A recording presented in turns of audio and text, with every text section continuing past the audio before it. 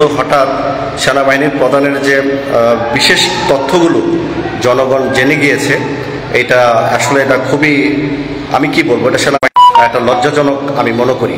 তো আমি প্রিয় দেশবাসী সকলকে আমি বলতে চাই যে সেনাবাহিনীর প্রধান উনি একটা বাহিনীর প্রধান, পুরা সেনাবাহিনী কিন্তু উনি না।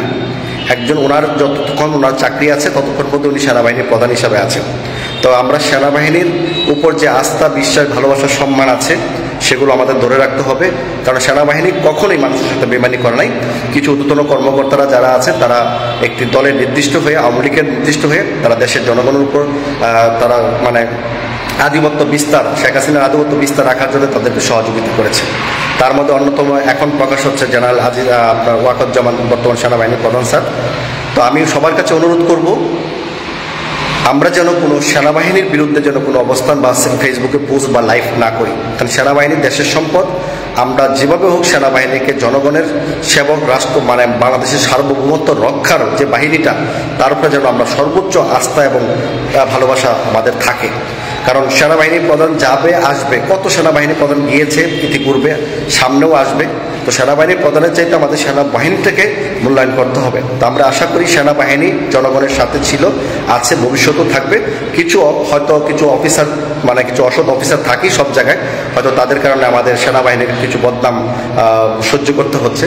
তো আমরা চাইব কোনো জনগণ বা ছাত্র সমন্বয়ক যারা আছেন, কোনো আন্দোলন সংগ্রামে ক্যান্টনমেন্টের দিকে যেন কোনোদিন মুভ যেন না করা হয়, বা মিছিল করে না দেওয়া হয়, ক্যান্টনমেন্টে অ্যাটাক করা হবে এরকম কিছু না হয়। তাহলে কিন্তু দেশে একটা গৃহযুদ্ধ শুরু হয়ে যাবে। আর দেশে যদি কোনো গৃহযুদ্ধ শুরু হয়, সেটা কিন্তু লাভবান হবে শেখ হাসিনা, কারণ তারা ভারতে বসে এটাই চাল দিচ্ছে যাতে দেশে একটা উচ্ছৃঙ্খল বিশৃঙ্খল কিছু শুরু হলেই তাদের জন্য এটা সুবিধা হবে। আমরা যেন এইসব ফাঁদে যেন পাড়া না দিই। তো প্রিয় দেশবাসী, আপনারা সকলেই সেনাবাহিনীর সাথে থাকবেন।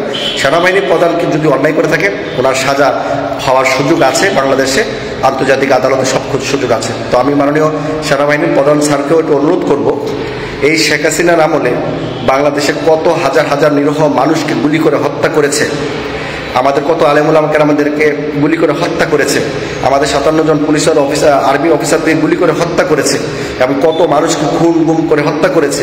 এই 5ই আগস্টের ছাত্রদের উপর এবং নিরীহ মানুষদের উপর হাজার হাজার মানুষদেরকে গুলি করে, নির্বিচারে গুলি করে হত্যা করেছে, এবং প্রায় 1.5 লক্ষ লোক পঙ্গুত্ব নিয়ে বেঁচে আছে, এখন পর্যন্ত মারা যাচ্ছে। কেউ চোখ নাই, কেউ কান নাই, কেউ মুখে ব্রেনে গুলি, কেউ বুকের মধ্যে গুলি, কেউ হাত নাই, কেউ পাও নাই। এই যে একটা অমানবিক সরকার, আওয়ামী লীগ সরকার যে প্রতিষ্ঠা করে গেছে খুন খারাপি করে, ওনার জন্য সাফাই গাওয়া এটা সেনাবাহিনীর প্রধান হিসাবে আমি মনে করি এটা স্যারের জন্য এটা অত্যন্ত লজ্জা। আমি মনে করি যে উনি একটা দেশের উচ্চ পর্যায়ের শাসক হিসাবে ওনার নিরপেক্ষ পালন করাটাই জনগণের জন্য অত্যন্ত ভালো ছিল, দেশের জন্য গুরুত্বপূর্ণ ছিল। তো দেশের মানুষ অনেক কিছুই বলছে বর্তমানে সেনাবাহিনীর প্রধানকে নিয়ে। তো আমি মনে করি সেনাবাহিনীর প্রধান একজন ব্যক্তি, ওনার অপরাধের দায় আমাদের বাংলাদেশ সেনাবাহিনী নিবে না, সেনাবাহিনী নিতেও আমরা দিব না। কারণ বাংলাদেশ সেনাবাহিনীর সদস্যরা যারা আছে তারা দেশের মানুষ, দেশকে ভালোবাসে, দেশের জনগণকে ভালোবাসে, তারা সার্বভৌমত্ব রক্ষার জন্য 24 ঘন্টার জন্য প্রস্তুত আছে, তারা যে কোনো মোকাবেলার জন্য প্রস্তুত। তো একজন ব্যক্তির জন্য আমরা যেন পুরো সেনাবাহিনীকে খারাপ না বলি, কোনো সেনাবাহিনীর বিরুদ্ধে যেন আমরা অবস্থান না নিই, সেই বিষয়ে আমি সকলকে সতর্ক করছি, যেন আওয়ামী লীগ এবং শেখ হাসিনা ভারত থেকে যেন কোনো ধরনের সুযোগ যেন না পায় যে সেনাবাহিনীর সাথে জনগণের সংঘর্ষ হচ্ছে, এই ধরনের কোনো সংঘর্ষ যেন আমরা না জড়াই। সেনাবাহিনীর প্রধান যদি একটি দলের একটি দলের প্রতিনিধিত্ব করতে চায়, এটা আমি মনে করি এটা রাষ্ট্রদ্রোহী কাজ, এটা দেশদ্রোহী কাজ। কারণ সেনাবাহিনীর একটা বাহিনী কখনো একটা দলকে সাপোর্ট দিতে পারে না, এটাই হচ্ছে আমাদের কথা, এটা আমরা সকলেই জানি। তো সেনাবাহিনীর যদি কোনো সেনাবাহিনীর প্রধান যদি কোনো অপরাধ করে থাকে, তার বিচারের জন্য আমরা চাইতে পারি রাষ্ট্রের প্রধানের কাছে, তত্ত্বাবধায়ক সরকারের প্রধানের কাছে। আমরা ওনার ওনাকে যেন বাদ দেওয়া হয়, নতুন সেনাবাহিনীর প্রধান তৈরি করা হয়, সেই বিষয়ে আমরা সকলের প্রস্তাব রাখতে পারি। কিন্তু সেনাবাহিনীর জন্য আমরা আছি, সেনাবাহিনীও আমাদের পক্ষে থাকবে, আমাদের পক্ষে আছে। তাই আমরা সেনাবাহিনীকে সর্বোচ্চ দিয়ে সম্মান করবো, ভালোবাসবো, এটাই হোক আমাদের অঙ্গীকার। তো যে যেখানে আছেন ভালো থাকবেন। আমি আরেকটা কথা বলতে চাই, মাননীয় সেনাবাহিনীর প্রধান স্যার, যদি আওয়ামী লীগের এই দুঃশাসন, এই যে অর্থ প্রায় $234 বিলিয়ন বাংলাদেশের লক্ষ লক্ষ কোটি টাকা পাচার হয়েছে, এগুলোর কথা চিন্তা করে দেশের মানুষের দুর্ভাগ্যের কথা যদি উনি চিন্তা করতেন, তাহলে উনি একটি দলকে প্রতিষ্ঠা করার জন্য ওনার কোনো কাজ ছিল না। একটি কথা আমি বলতে চাই, আওয়ামী লীগ কোনোটি ভালো দল নয়, আওয়ামী লীগ একটি খারাপ দল, এটা সকলেই জানে।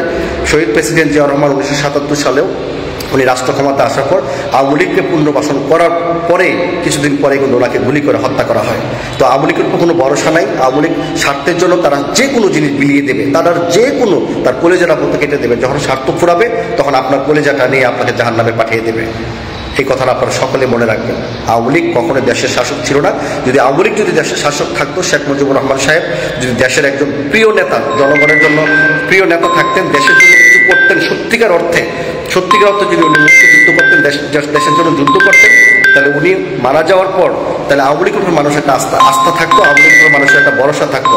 তাহলে শেখ মুজিবুর রহমান মারা যাওয়ার পরে 24 বছর পর আওয়ামী লীগ 1996 সালে ক্ষমতা আসার সুযোগ জনগণ তাদেরকে দিত না। 24 বছর পর ক্ষমতা আসছে। তো অতএব আওয়ামী লীগের মানুষ বারবার সুযোগ দিয়েছে, সে বারবার অপব্যবহার করে জনগণকে ক্ষতি করে, জনগণকে হত্যা করেছে। তো অতএব এই বিষয়ে আমরা আওয়ামী লীগের বিষয়ে আর কোনো কথা বলতে চাই না। আওয়ামী লীগের উচিত এখন একটু রেস্ট করা, জনগণের যে ক্ষয়ক্ষতি করেছে এগুলো তাদের কাছে তারা ক্ষমা চাওয়া, দেশের প্রতি ক্ষমা চাওয়া, তাহলেই মনে হয় শেখ হাসিনা যদি জনগণের কাছে ক্ষমা পায় আর কি। তো যে যেখানে আছেন ভালো থাকবেন। আমরা সেনাবাহিনীর প্রধানের শাস্তি দাবি করতে পারি, কিন্তু সেনাবাহিনীর বিপক্ষে আমরা যাব না। সবাইকে ধন্যবাদ। আসসালামু আলাইকুম।